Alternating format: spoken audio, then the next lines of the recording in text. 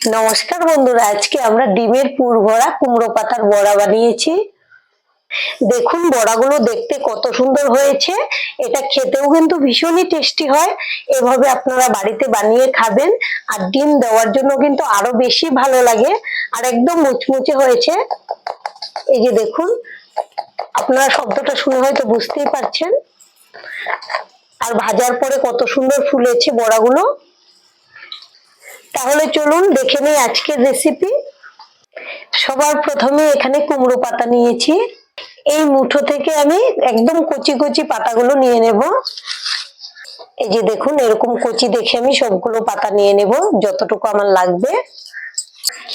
আমি এখানে যতটুকু পাতা লাগবে নিয়েছি।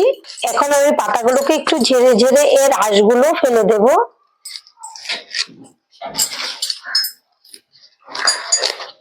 যে এরকম করলে কিন্তু আঁশটা বেরিয়ে আসে। এই যে দেখুন, এখন আরেকটা বাটিতে রেখে দেব। আর এভাবে আমি সবগুলো ঝেড়ে পরিষ্কার করে ভালো করে ধুয়ে নেব।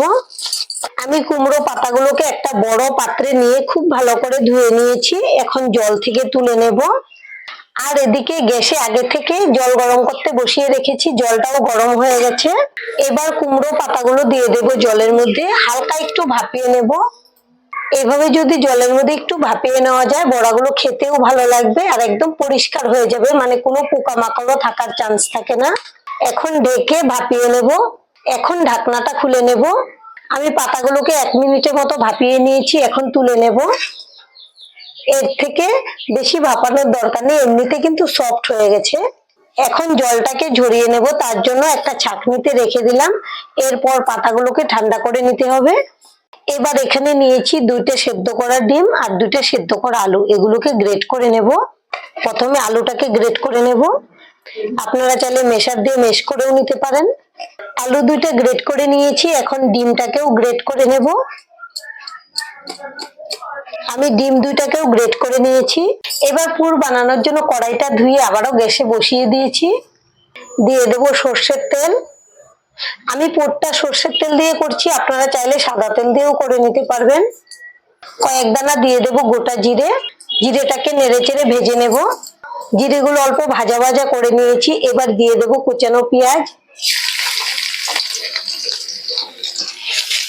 পেঁয়াজটাকে নেড়ে চেড়ে ভেজে নেওয়ার পর দিয়ে দেব গ্রেট করে রাখা আদা, 2টা কাঁচা লঙ্কা কুচি আর 2 কোয়া রসুন।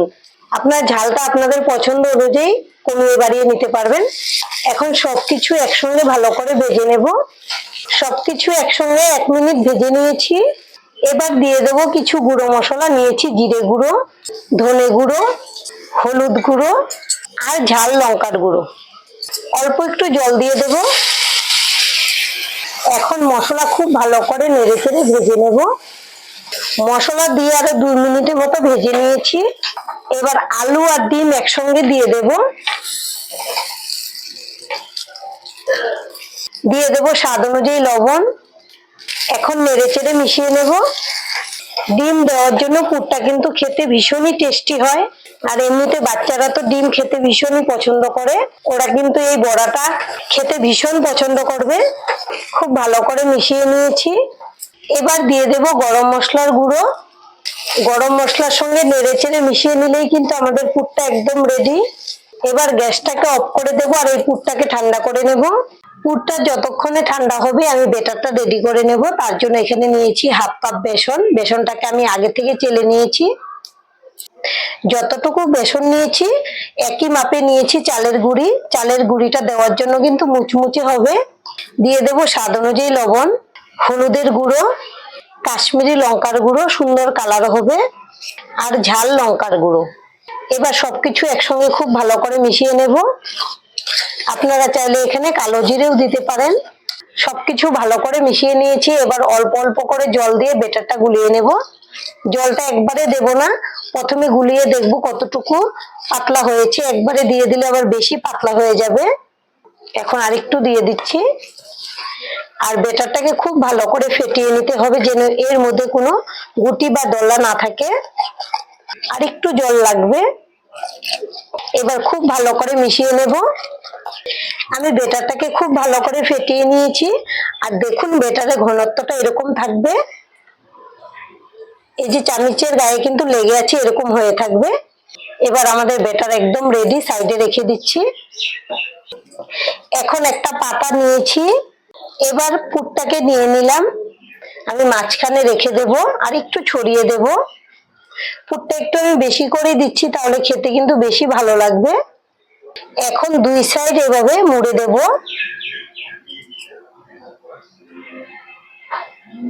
এই জায়গাটা আটকে দেব যেন পুরটা বেরিয়ে না যায়। এখন এই সাইড গুলোকেও এভাবে মুড়ে দিয়ে এটাকে এখানে এই যে এরকম করে আটকে দিয়েছি। এখন এটা আমি এইভাবে সাইডে রেখে দেব আর এভাবেই বাদ বাকিগুলো রেডি করে নেব। সবগুলো রেডি করে দিয়েছি। এবার বড়া ভাজার জন্য গ্যাসে একটা প্যান বসিয়েছি, প্যানটাকেও গরম করে নিয়েছি, দিয়ে দেব সাদা তেল। একটা বড়া নিয়ে নিলাম আর প্রথমে আমি এই সাইডটা চুবিয়ে নেব, তেলের মধ্যে দিয়ে দেব। এবার এই সাইড থেকে আমি বেটারটা লাগিয়ে দেব। যদি আপনারা বেটারটা বেশি পাতলা করে নেন তাহলে কিন্তু এরকম পাতার গায়ে লেগে থাকবে না। এভাবেই আমি একটা একটা করে সবগুলো যে কয়টা ধরবে প্যানের মধ্যে দিয়ে দেব।